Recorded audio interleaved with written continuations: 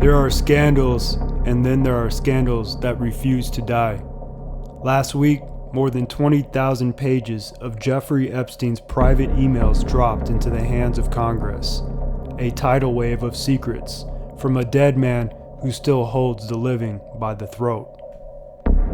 And buried inside the mountain of digital evidence was a line that shook Washington.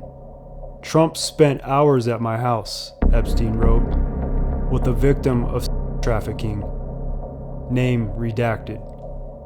The White House denies everything. Republicans say Democrats are cherry-picking. But the emails tell a different story. Because this isn't just another political smear. This is Epstein's ghost, dragging the powerful back into the shadows they created. More than 20,000 emails handed over after a congressional subpoena. And once they surfaced, the dam broke. One message from 2015 shows Epstein asking a New York Times reporter, "Do you want a picture of Donald and girls in bikinis in my kitchen?" The reporter says the photos never arrived, but Epstein described something else, something darker. He said Trump was once so distracted by young women in Epstein's pool that he walked straight into a door.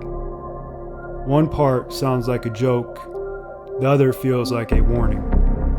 Democrat Robert Garcia says the newly released emails raise glaring questions about what the White House is hiding, and the true nature of Trump's relationship with Epstein. Republicans counter that Democrats are twisting the evidence, and they insist the redacted trafficking victim was Virginia Giuffre, who tragically took her own life earlier this year, and who never accused Trump of abusing her. Still, the emails say Trump was the dog that hasn't barked, a phrase Epstein used with Ghislaine Maxwell, hinting that Trump knew more than he ever admitted. The New York Times says Trump's friendship with Epstein ended in the mid-2000s, but Epstein kept talking about him anyway. In one email, Epstein bragged, "I'm the one who can take him down." Another email claimed Trump spent hours at my house with a trafficking victim. Name blacked out, details missing, implications explosive. Trump struck back the only way Trump knows how. He called critics gullible past supporters. He blamed Democrats. He said it was another Russia hoax. Republicans began defecting. Even Marjorie Taylor Greene broke ranks, demanding full transparency. Trump turned on her instantly, calling her Marjorie Traitor Greene. The walls are closing in. Almost 100 Republicans are ready to vote with Democrats to release the Epstein files. So Trump reversed course yet again and posted, "House Republicans should release the files. We have nothing to hide. I don't care." But if he never cared, why fight it in the first place? While politicians posture, the victims spoke for themselves. In a powerful public ad, Epstein's survivors held up pictures of themselves as young girls, begging Congress to release every file, every name, every page. Their message was chilling. 5 administrations, and we're still in the dark. Here's what isn't being said on mainstream news. Epstein wasn't just connected to American elites.